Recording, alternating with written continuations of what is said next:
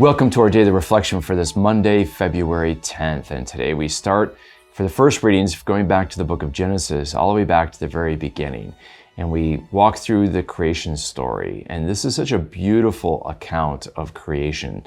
And I know a lot of different peoples and different religions around the world have their own stories about the genesis of the world, the creation of the world. But the Jewish story in the book of Genesis is the most beautiful and rational at the same time. It's a poem, and a lot of people miss that. They try to read it as if it's a scientific book that drops down from heaven, but it's more carefully crafted than any science book. It is not just prose, it's poetry. And we have to be appreciative of the genre and of the subtleties, because oftentimes we could read this in a flat-footed way and take it literalistically when it literarily it's meant to express the truth about God's creation, that God created the world from nothing, but that He creates it with beauty and order and wonder, and that God has a plan with His creation. It's not haphazard, and creation is not in any way accidental.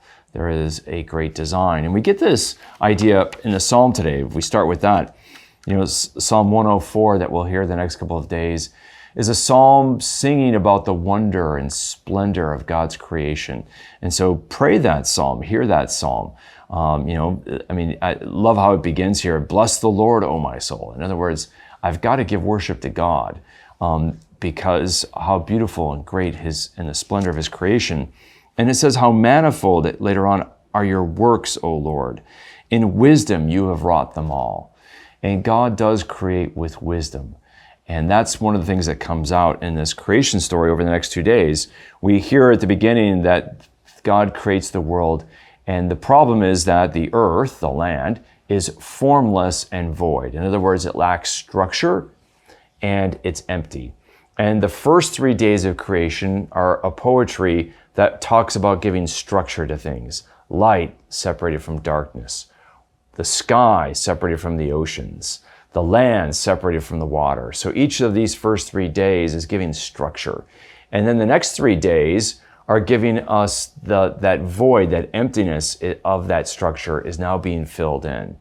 And so we have to see it as poetry, not as an exact description of the how creation was made, but how it's designed with beauty. That's the real goal here.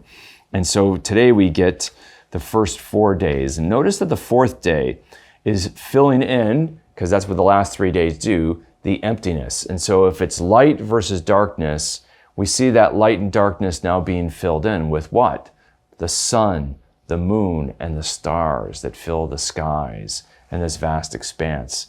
And so the light is filled with the sun, the moon, and the stars. Now I know some people would read this and say, wait a minute, if there's light, and then the sun, the moon, and the stars are created on the fourth day, they're just absolutely stupid to think that there's light on the first day. And they're missing, the people who are stupid in that picture are the readers, who are expecting something in this reading a poem as if it's prose.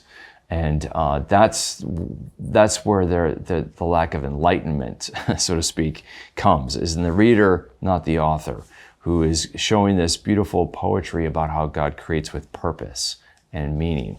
And we'll see more of that purpose and meaning as we go through.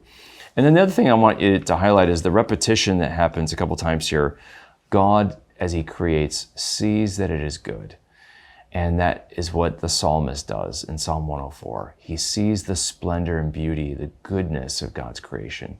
And that's what we're invited to reflect on in our meditation today, to look at creation and see how good it is. And that goodness should make our heart exalt in praise and thanksgiving to God.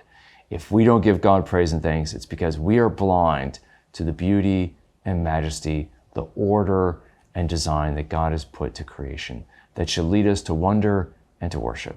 May the Lord bless and keep you.